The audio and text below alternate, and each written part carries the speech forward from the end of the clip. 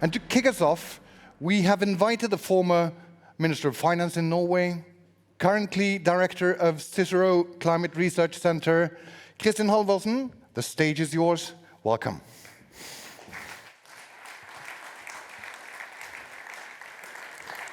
Thank you so much. Allow me to start with a few sentences in Norwegian, because som minister Åsheim sa, så var jeg vokst opp på hans bilde i barndomshjemmet mitt, lå til venstre oppi der. Jeg hadde utsikt først til Hydro, og så til petrokjemianleggene på Rafnes, og vi synes det var verdens beste utsikt.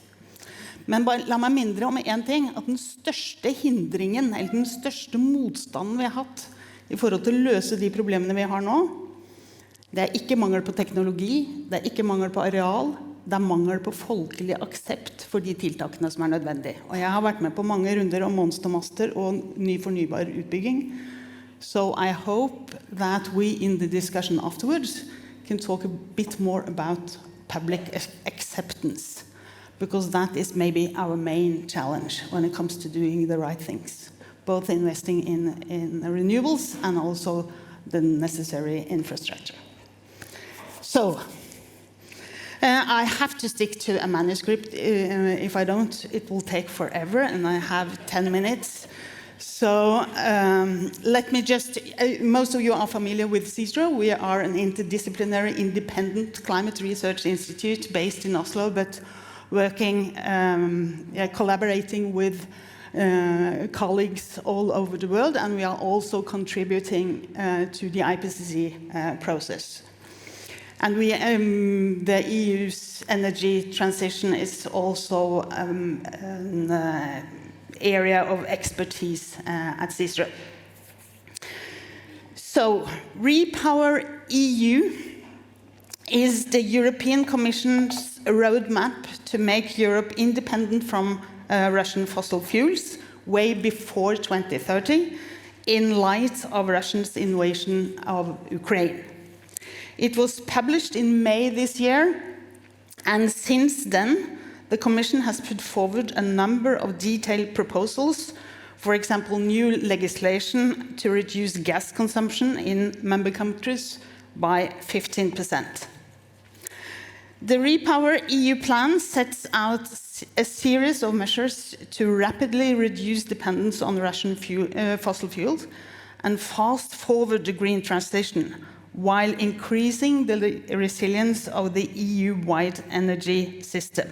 And the plan consists, as you can see, of 3 pillars: the saving of energy, the increased production of clean energy, and diversification of energy supplies. And in the interest of time, I will concentrate on the last 2, as these will have the greatest impact on Norway. The EU is working hard to diversify its energy supplies. They want to diversify both the type of energy and where the energy is coming from. They are proposing a joint purchasing mechanism modeled on how the EU bought COVID vaccines. And this could cover natural gas, LNG, and hydrogen. They have dropped the idea of putting a ceiling on the price of gas, but such a mechanism would still give EU more power with negotiation terms. The EU external energy strategy is, among other things, aiming to reduce overall energy demand and ensuring fair competition for resources. And it will also prepare the EU for further energy market integration and repair energy infrastructure. The EU is also considering mandating individual member countries to diversify their energy supplies, and several European countries have signaled an interest to start investing in gas extraction and infrastructure in African countries such as Angola, Mozambique, Senegal, Algeria, and Congo. The other pillar of the Repower EU is increased production of renewable energy. And the Commission has proposed to strengthen the target set out only a year ago, from 40 to 45% share of the renewable energy.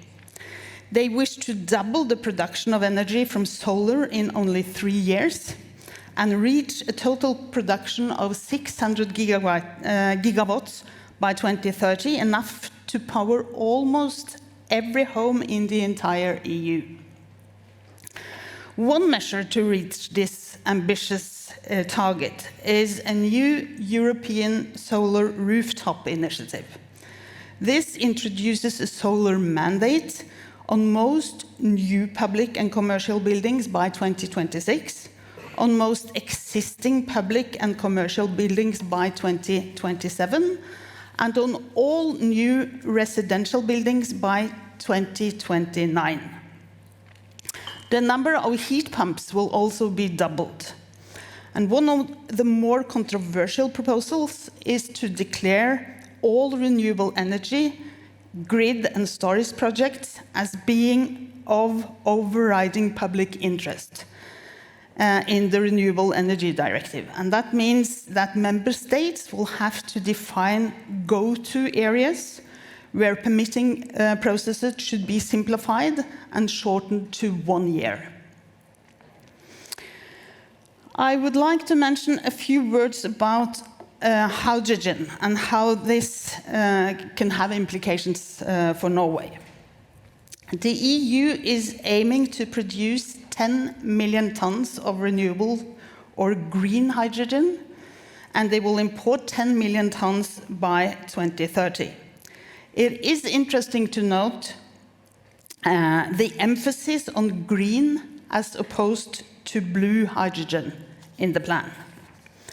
It's also worth noting that the Commission has recently completed a consultation on 2 delegated acts on the definition and production of renewable hydrogen. An ongoing discussion in the EU is whether hydrogen can only be labeled as green or renewable if it uses new or additional power. And that is not putting pressure on the existing power system. This has been labeled the additionally requirement. However, to speed up the development of hydrogen, the Commission has proposed postponing this requirement until 2027. The EU admits that emissions could rise in the short term due to the increased use of gas and coal. However, due to the increased drive around energy efficiency and renewable energy, they argue that Repower EU will have a positive impact on reaching the 2030 target. Although EU is currently buying large amounts of Norwegian natural gas, their plan is to quickly transition to renewable energy and to increase energy independence. So Norwegian gas might be going out of fashion sooner than we think. From a Norwegian perspective, exporting gas is more profitable and politically easier than exporting electricity. And using our gas to produce hydrogen makes sense here, but might not be Brussels' first choice in a longer perspective.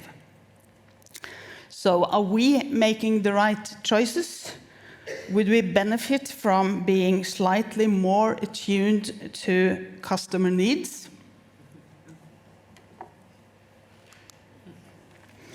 It is also worth noting